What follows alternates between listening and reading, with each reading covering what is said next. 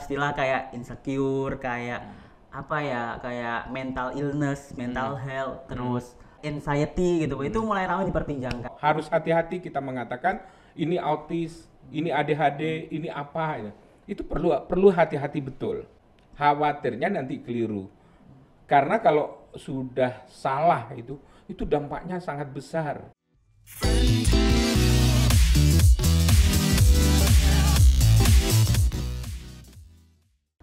Baik, Assalamualaikum warahmatullahi wabarakatuh. Selamat pagi semuanya. Kenapa saya ngomong selamat pagi? Karena seperti yang tertera di jam di samping saya ini, sekarang masih pukul 7:30. Sudah bersama kita semua.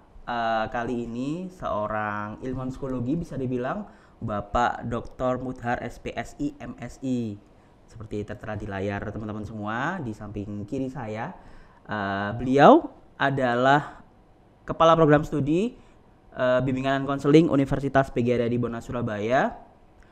Tanpa berlama-lama langsung saja Pak Mudhar, selamat pagi. Pagi, Mas Bagaimana kabarnya Pak Mudhar? Alhamdulillah. Alhamdulillah baik. Oke, Pak Mudhar, sebelum lebih jauh nih bicara tentang psikologi ataupun dunia psikologi pendidikan, terkait dengan Pak Mudhar sendiri, backgroundnya mulai dari S1, S2 sampai S3 itu psikologi semua atau gimana gitu Pak?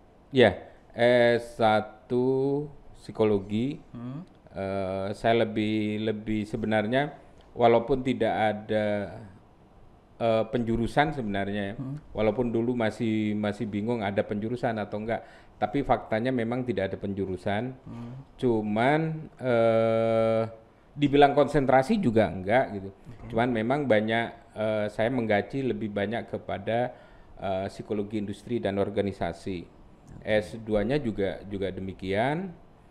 Cuman S3-nya itu yang karena di tempat saya kuliah itu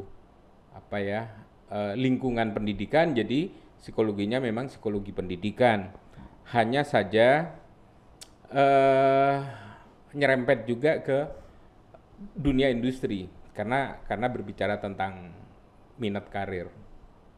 Oke, jadi bisa dibilang ada dua dunia gitu Pak ya, ada dunia pendidikan dan dunia industri juga. Namun pendidikan juga sebenarnya nggak bisa dilepaskan dari dunia industri juga nggih Pak, karena karir itu sangat erat kaitannya dengan industri begitu Pak. Ya, sebenarnya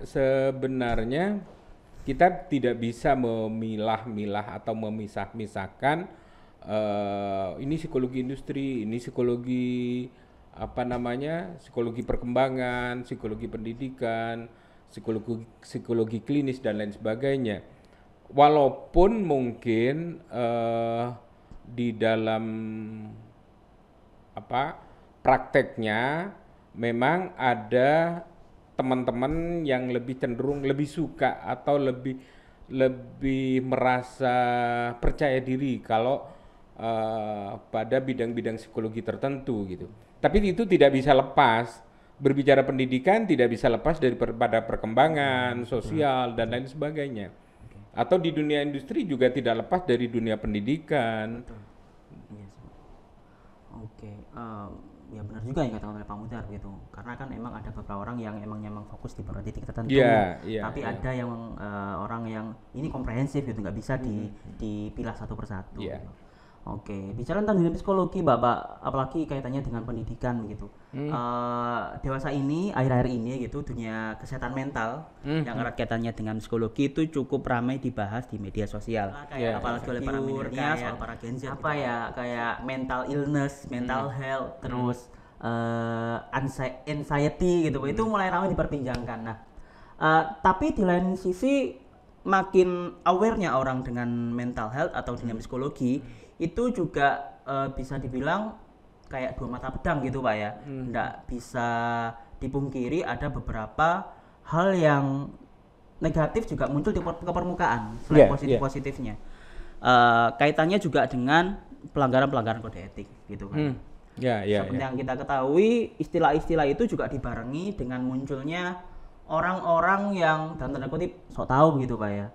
Anxiety itu, oh kamu jangan-jangan anxiety, oh kamu jangan-jangan depresi, padahal sebelum menetapkan kayak gitu kan harusnya konsultasi terlebih dahulu ke profesional. Apakah benar dia mengalami Iya, depresi? iya. Intinya kan begitu. Kalau menurut Om sendiri gimana Pak dengan hal yang kayak gitu? Ya, ketika mau melakukan diagnosa kepada seseorang, ya, mungkin di dalam bahasa awam mungkin memvonis seseorang itu mengalami gangguan apa, tentunya harus dilihat dari berbagai aspek. Atau mungkin yang sering dikatakan sebagai dilihat secara komprehensif gitu. Tidak hanya sekilas ini. Apalagi di dalam dunia psikologi, di dunia medis pun kadang-kadang atau banyak kali, kerap kali dokter itu salah diagnosa. Dikatakan apa namanya, misalkan COVID gitu. Padahal mungkin flu biasa itu bisa jadi. Karena memang mungkin kalau di dalam dunia medis mungkin lebih mudah. Dalam arti kata proses asesmennya lebih ke hal-hal yang konkret. Ada nggak virusnya gitu. Kalau sudah ada virusnya ya jelas. Tadi tidak hanya dilihat gejalanya. Nah, kalau di dalam dunia psikologi itu yang memang dunia yang tak terlihat oleh panca indera, sehingga yang dilihat kan hanya gejalanya. Nah, itu mungkin yang perlu lebih dalam lagi. Tidak bisa kita atau harus hati-hati kita mengatakan ini autis, ini ADHD, ini apa. Itu perlu hati-hati betul. Betul-betul harus komprehensif di dalam mengakses seseorang.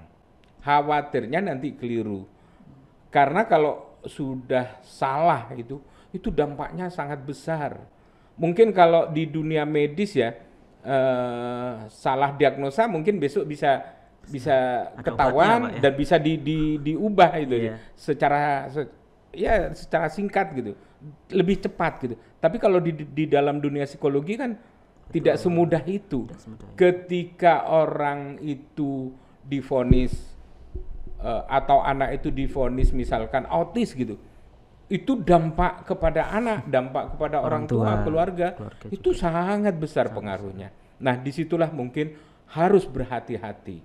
Kalau perlu ketika dalam kasus-kasus yang berat, yang besar seperti ini, melibatkan banyak pihak.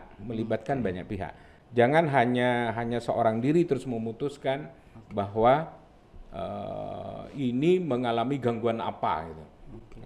Ya mungkin kalau hanya dianggap stres ringan, mungkin oke saja sih.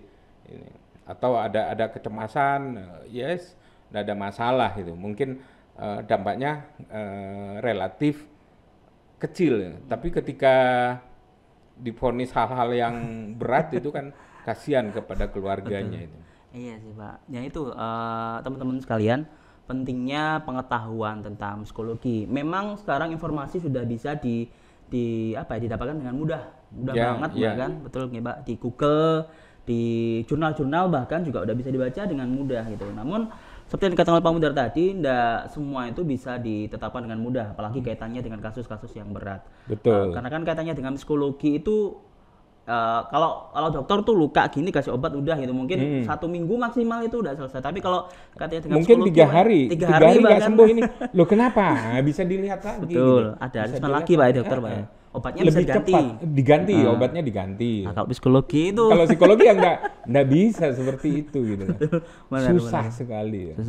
Oke. Baik, cukup menarik sebenarnya pembahasannya teman-teman kaitannya dengan psikologi ini, karena kedepannya mungkin apalagi kalau hal-hal lain kan bisa gitu kita gantikan dengan robot, dengan artificial intelligence. Tapi kalau kaitannya dengan psikologi, kaitannya dengan hati, kaitannya dengan pikiran, itu yang namanya robot ya gimana bisa masuk gitu loh ya Pak ya. Ya. Itu teman-teman. Oke.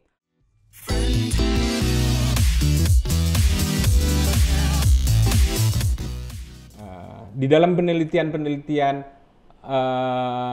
mahasiswa itu, ya mungkin ini dosa turunan gitu. Kenapa saya mengatakan begitu?